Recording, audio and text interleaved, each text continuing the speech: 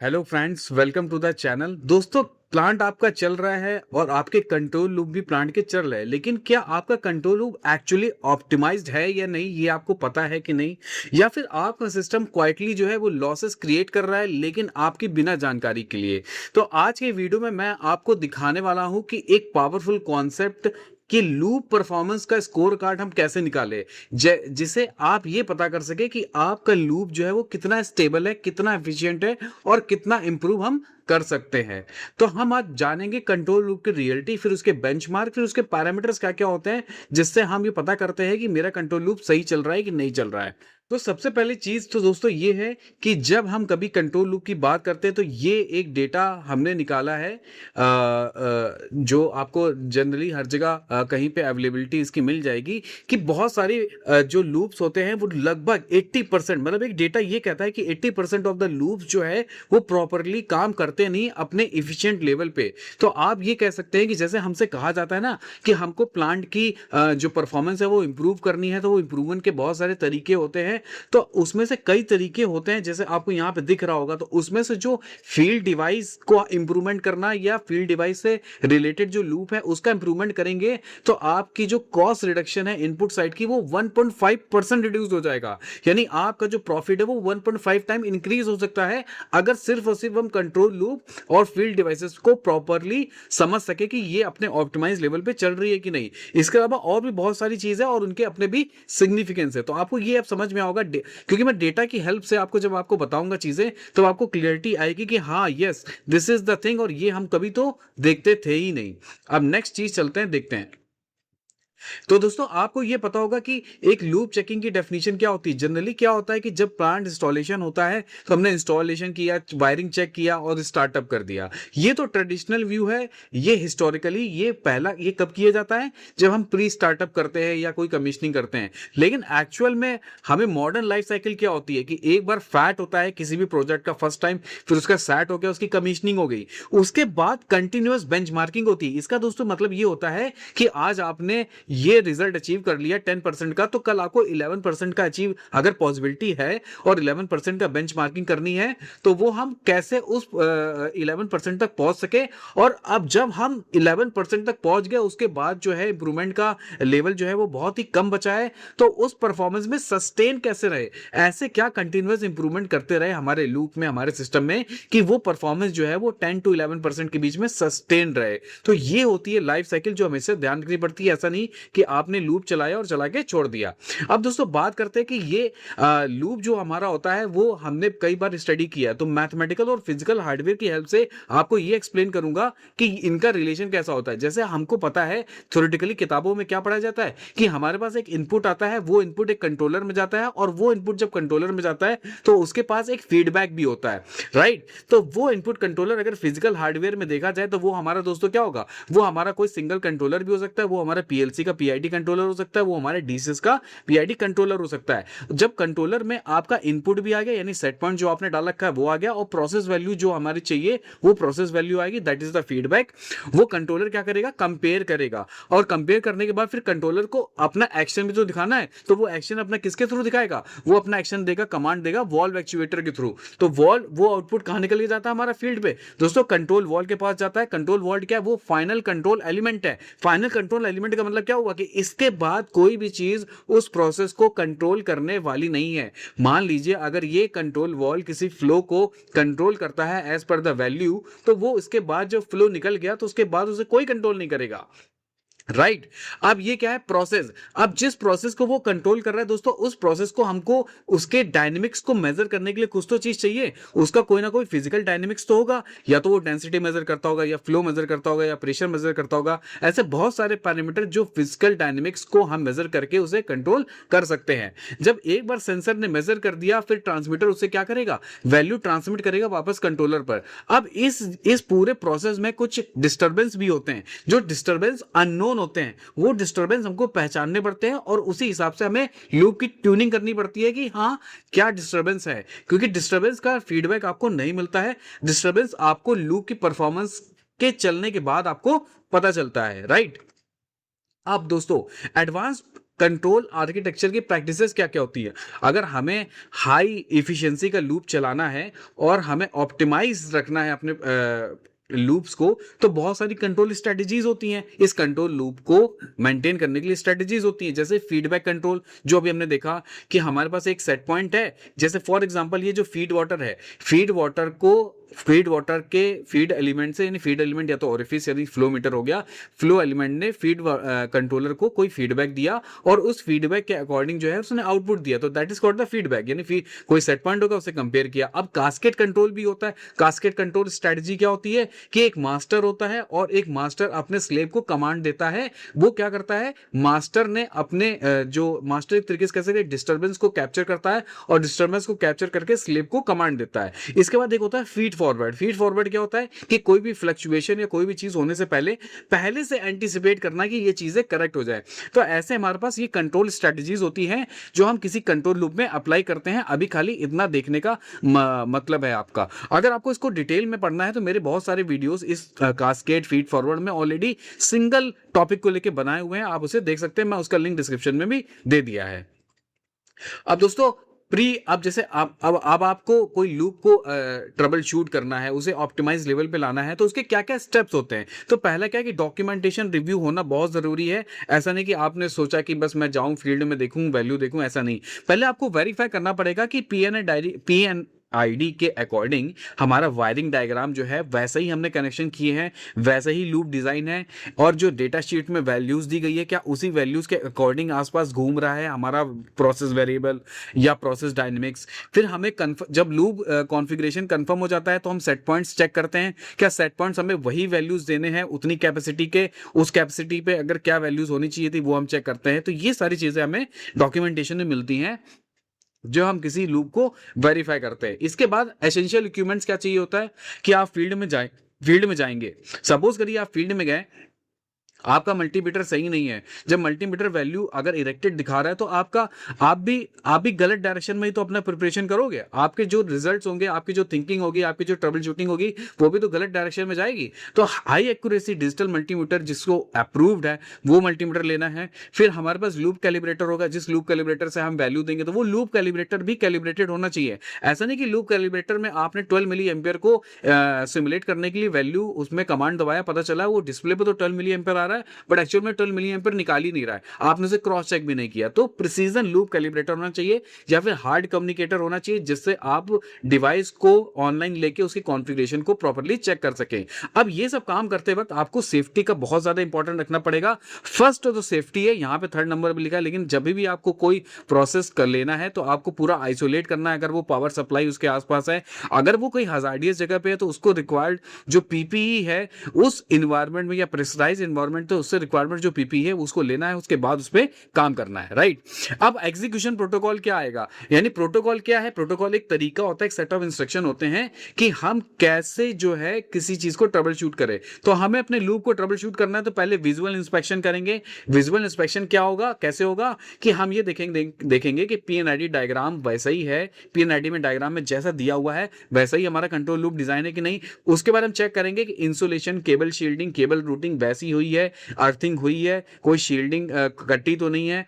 उसके बाद जो हमारे स्क्रूज हैं जेबीज में या फिर हमारे पीएलसी डीसीएस पैनल पे या हमारे फील्ड पे लगे इक्विपमेंट पे वो टाइट हैं, कोई कोरोजन तो नहीं है। कोरोजन की वजह से भी रेजिस्टेंस बढ़ जाता है, रेजिस्टेंस बढ़ने की वजह से सिग्नल ड्रॉप हो जाता है। तो ये सारी चीजें हमको देखनी है। इसके बाद हमें ये देखना है कि हमारी जो पावर सप्लाई आ रही है ट्रांसमीटर पे वो एज पर डिफाइन स्टैंडर्ड्स जो होते हैं उसके अकॉर्डिंग है या नहीं। 24 वोल्ट से कम हो गई है, अगर कितनी कम हो गई, 20 वोल्ट तक हमारा कोई ट्रांसमीटर काम कर सकता है। अगर ओईएम ने लिखा है कि हाँ 20 वोल्ट तक काम कर सकता है, कुछ होते हैं जो बोलते हैं 18 वोल्ट से नीचे हमारी वैल्यू नहीं काम करेगी, तो ये सब आपको चेक करना पड़ेगा।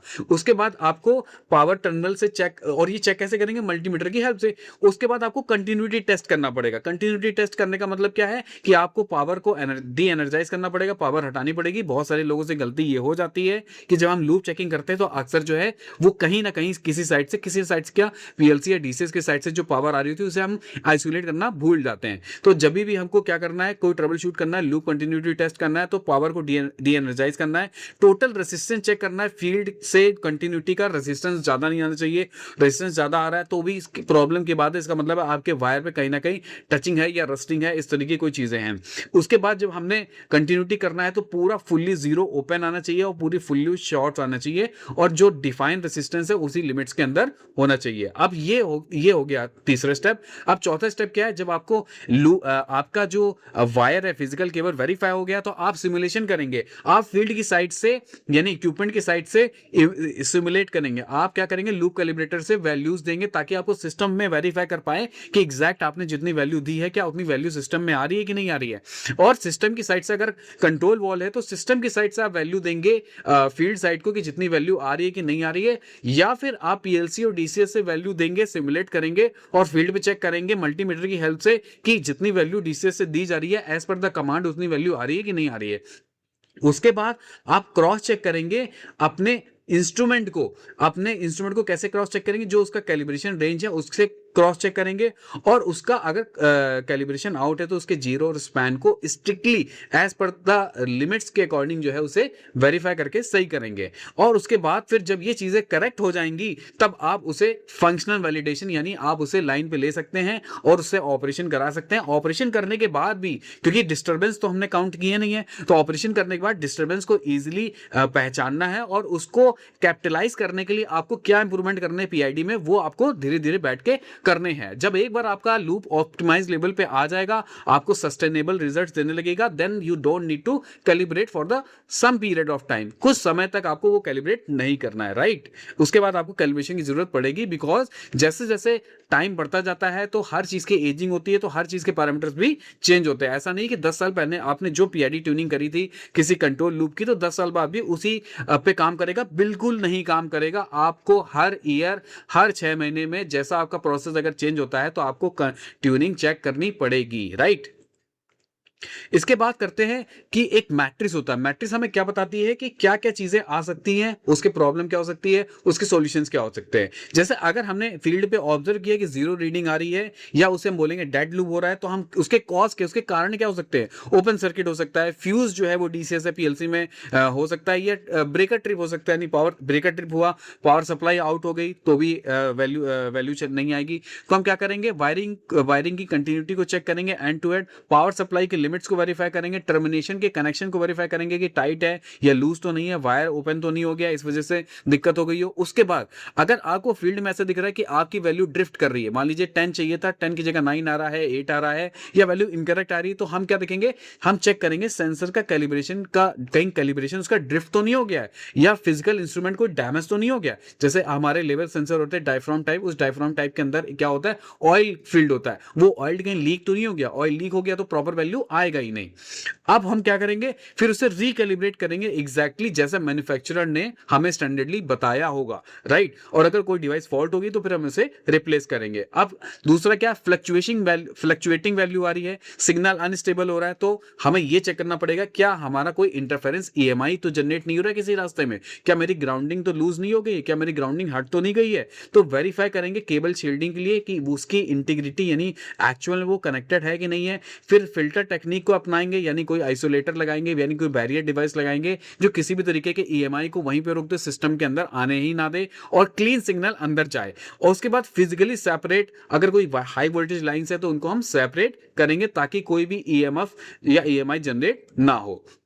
अब कंट्रोल लूप परफॉर्मेंस के 3 एनिमी होते हैं, सबसे बड़े 3 दुश्मन होते हैं। पहला डेड टाइम, प्रोसेस का डिले, ये बहुत ही ज्यादा इंपॉर्टेंट होता है। जो लूप जो कॉम्प्लेक्स होते हैं और स्लो टाइम टेकिंग होते हैं, जैसे आपने सेंसर गलत लगा दिया, सपोज करिए आपका एक डी सुपर हीटिंग की लाइन है जिसमें आपको क्या करना है, किसी स्टीम के टेम्परेचर को डिक्रीज करना है, और आपने क्या किया कि, या गलती से ऐसा किसी ओईएम ने या जिसने लगाया था उसने क्या कर दिया कि जहां पानी का स्प्रे हो रहा है जस्ट वहीं पे ही उसने हमारा क्या कर दिया, टेम्परेचर सेंसर लगा दिया। उससे क्या हो रहा था कि पानी का स्प्रे भी उस पर पड़ रहा था, जिससे टेम्परेचर डाउन हो रहा है, लेकिन एक्चुअल में डाउन नहीं हो रहा है। तो वो डेड टाइम एक क्रिएट कर देगा। डेड टाइम की वजह से आपका प्रोसेस जो है वो अनस्टेबल हो जाएगा। उससे पीआईडी की जो एल्गोरिथम यानी जो वैल्यूज डाली है वो कभी भी सही नहीं आएगी, स्ट्रगल करती ही रहेगी और फीडबैक हमेशा डिले आता रहेगा, जिससे क्या होगा, आपका प्रॉब्लम आता रहेगा। तो ये सब चीजें आपको चेक करना है कि प्रोसेस में कोई डिले तो नहीं है, कोई डेड टाइम तो नहीं है। और डेड टाइम किसकी वजह से हो सकता है, आपके प्रोसेस पैरामीटर के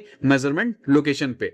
अब दूसरा क्या है, मेजरमेंट नॉइज। यानी ये कैसे आ सकता है, जैसे मान लीजिए फ्लोमीटर लगाया आपने और फ्लोमीटर जो है वो वॉल के बेंड के या आसपास ही बहुत डिजाइन मतलब जो डिजाइन पैरामीटर्स होते हैं फ्लोमीटर लगाने के लिए स्टैंडर्ड जो होते हैं, उससे आपने कम पे लगा दिया। अब वॉल कम ज्यादा हो रहा है तो जिसकी वजह से फ्लक्चुएशन जो है वो फ्लोमीटर में आगे आ रहा है, क्योंकि वॉल के आगे ही तो फ्लोमीटर लगेगा। तो वो कहीं आपने बहुत पास लगा दिया, जिससे क्या हो रहा है कि नॉइज क्रिएट हो रही है वॉल की वजह से, और वो नॉइज जो है वो आपके मेजरमेंट पैरामीटर में डिस्टर्बेंस क्रिएट कर रही है, जिससे वैल्यू क्या हो रही है, एडजस्ट नहीं हो पा रही है। तो ये चीजें आपको समझनी है। तीसरा, मैकेनिकल डेडबैंड। मैकेनिकल डेडबैंड क्या होगा कि आपका कंट्रोल वॉल है वो बहुत ज्यादा स्टिकी हो गया है, आपने ग्लैंड बहुत ज्यादा टाइट कर दी है, या मैकेनिकल बैकलैश आ गया, यानी आपका जो गियर है, यानी आपका जो रैक और पिनियन गियर होते हैं बटरफ्लाई वॉल में, कहीं वो बहुत ज्यादा घिस तो नहीं गया, कोरोजन तो नहीं आ गया, डिग्रेड तो नहीं हो गया, जिसकी वजह से क्या होगा कि यहां से तो कमांड जा रही है पीसी डीसीएस से, लेकिन वहां पे कंट्रोलर परफॉर्म ही नहीं कर पा रहा है, क्योंकि उसमें एक डिले आ गया है। जितना सिग्नल आ रहा है लेकिन वॉल जो है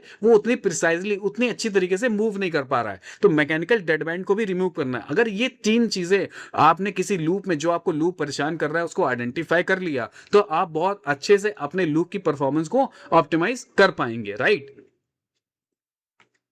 इसके बाद फाइनल, क्योंकि देखो दोस्तों होता क्या है कि हम किसी भी लूप की जब बात करते हैं तो वहां पे कोई ना कोई फाइनल कंट्रोल एलिमेंट होगा जो हमारे रिस्पांस को ऑप्टिमाइज करेगा।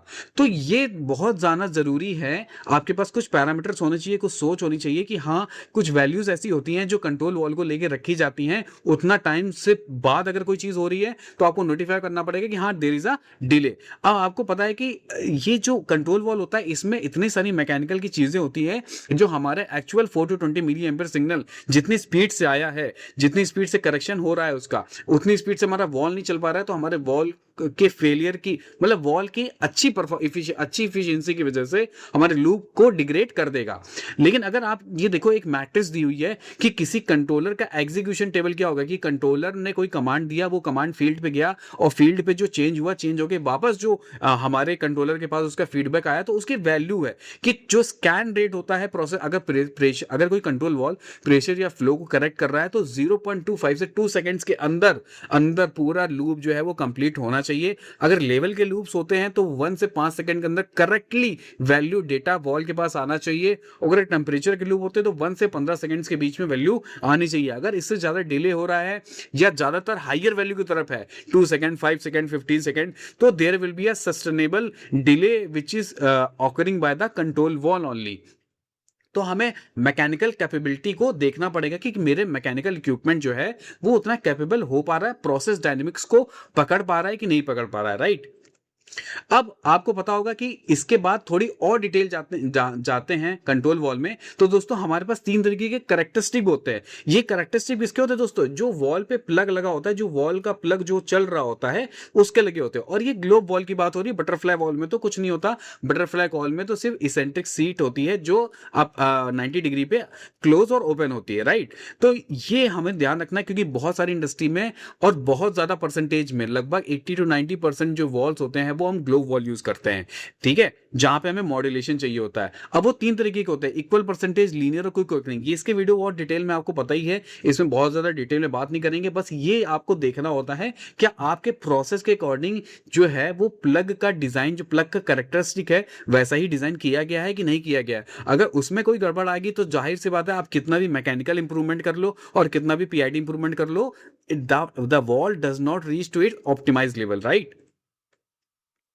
अब बात करते हैं मैथमेटिकल तरीके से। ये थोड़ा-सा आपको लगेगा टफ तरीके से, क्योंकि जनरली इस तरीके की चीज़ें कोई बताता नहीं है। तो मैथमेटिकल तरीके, लेकिन जहाँ पे बहुत बड़े पेट्रोकेमिकल प्लांट्स होते हैं या फिर हम किसी एक्सटर्नल एजेंसी को हायर करते हैं लूप ट्यूनिंग के लिए, तो वो इस तरीके की मैट्रिसेस, इस तरीके के डेटा टाइप्स, इस तरीके के फॉर्मूलेस लेके आते हैं। बेसिकली दोस्तों, ये जो आपको यहाँ पे वेरिएबल दिख रहा है, ये प्रोसेस वैल्यू का स्प्रेड है। प्रोसेस वैल्यू का स्प्रेड का मतलब बोले तो ये प्रोसेस वैल्यू का वेरिएशन दिखाया गया है। -2 सिग्मा से +2 सिग्मा हमारी लिमिट होती है कि इन दोनों के बीच में हमारा प्रोसेस रहना चाहिए। एक्सट्रीम वैल्यूज पे तो रहने नहीं चाहिए, लेकिन इन दोनों के बीच में रहना चाहिए, राइट।